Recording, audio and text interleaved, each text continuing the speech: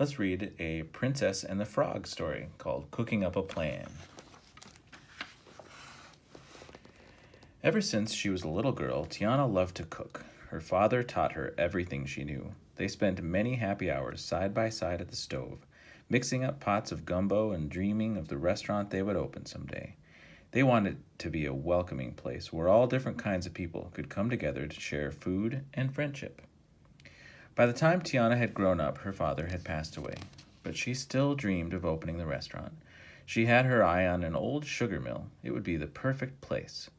Tiana knew it would take a lot of hard work. She got a job waiting tables at Cal's diner and saved every penny of her tip money. Even so, she sometimes thought she might never earn enough money to buy the mill. One day, Tiana decided to look for a second job. She figured if she worked twice as hard, she could earn the money she needed twice as fast. Her first stop on the job hunt was Mrs. Johnson's dress shop. "Hello," Tiana called from the doorway. "Down here, dear," replied Mrs. Johnson. The woman was sewing a hem on a gown. "Help me up, won't you?" After Mrs. Johnson was seated, Tiana offered to finish sewing the hem. She quickly grabbed a needle and thread and began stitching. "You have your mother's gift," Mrs. Johnson said. "I'm glad you think so," replied Tiana, "because I was hoping to come work for you." "Unfortunately, I'm not all that busy right now," Mrs. Johnson said, "but business usually picks up around Mardi Gras. Why don't you check back then?" Tiana was disappointed, but she wasn't going to give up. She went to the hardware store next. Mr. Lamoureux, the owner, greeted her cheerfully. "What can I get for you today?" he asked. "A ladder? A broom?" "Well, I'm pretty handy," Tiana said, eyeing a sign above the counter that had come loose. She quickly grabbed a hammer and a step stool and nailed the sign back into place. "How about a part-time job?" she asked with a smile. "I'm sorry, Tiana, I just hired my nephew," he replied. "But don't worry, something is bound to turn up." Back outside, Tiana noticed a steady stream of customers walking into Cora's beauty parlor. "Maybe I'll have some luck there," she thought. "Why don't you show me what you can do with Mrs. Richmond's hair?" Cora offered when Tiana asked for a job. Tiana immediately set to work with curlers and hairpins. When she was done, it looked more like a wedding cake than a hairdo. "Oh dear, I guess I was thinking about that new dessert recipe I came up with this morning," Tiana explained. "Thank you anyway, Cora." Tiana's spirits were dropping as she made her way over to Duke's Cafe and plopped herself onto a stool. She needed to take a break. "What's the matter?" asked Buford, the head cook. "You look down in the dumps." "Buford, I need a job," said Tiana. Then she had a thought. "Could you use a new waitress? I promise I'll work hard if you give me a chance." "I believe you," said Buford, "but we don't need anybody right now. Chin up, you'll find something." He opened the glass door on the dessert stand in front of him. "Have one of my world-famous donuts. I guarantee it will put a smile on your face." Tiana bit into the donut. It was dry and tasteless, but she didn't want to hurt Buford's feelings. "Thank you," she said, forcing a grin. "That certainly was unlike any donut I've had before." Back at home, Tiana told her mother, Eudora, about her disappointing day. "At this rate, I don't know if I'll ever be able to save up the money I need," Tiana sighed. "You're already working hard enough with just one job," Eudora insisted. "Why, you don't even have time to do the things you love anymore, like cook. I sure do miss those beignets of yours. I swear they're like magic on a plate." Suddenly, Tiana perked up. "Well, I don't know about magic, but they're worth a try," she said. "What do you mean?" Eudora asked. "You'll see, Mama," replied Tiana. The next morning, Tiana went to work mixing up a batch of dough. When it was done, she set it in a bowl to rise.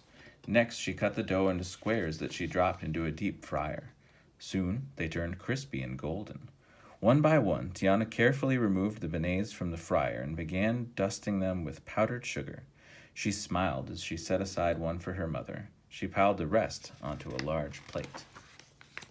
Tiana walked straight over to Duke's and made a big show of putting the towering platter of beignets on the counter. Something sure does smell good," remarked a customer as the scent of beignets wafted through the cafe. "What's all this?" Buford asked, interested. "My homemade beignets," replied Tiana. "They're for being so nice to me yesterday. Go on, try one." Buford picked up a beignet and bit into it. "So, what do you think?" asked Tiana. But Buford thought the beignet was delicious. he didn't want to admit it in a room full of his customers. After all, he was the head cook at Duke's. Still, those beignets were very tasty. Let me try another one, he said, stuffing 3 into his mouth at once. Yes? Tiana asked. Hang on, Buford replied. I don't want to be too hasty. He helped himself to another beignet and another until half of them were gone. Not bad, I guess, he said, finally licking the powdered sugar off his fingers. By now, everyone was eyeing the pastries. Mind if I try one of the customers asked. Me too, said another. In no time at all, the beignets were gone, and the customers were upset. It's okay, Buford, Tiana said as she headed out the door. I'll whip up another batch and come back tomorrow. The next morning, a crowd was waiting at Buford's. Moments later, Tiana arrived with a huge tray of the treats. The hungry customers followed her eagerly into the cafe. Say, Buford said, could you teach me to make those? Sorry, Buford, Tiana replied as she handed out the last pastry. It's a secret family recipe. Well, I'd better be going now. I've got more job hunting to do. The next morning, even more people flocked to Duke's. Buford was relieved when Tiana came through the door. Tiana, he cried, did you bring any beignets?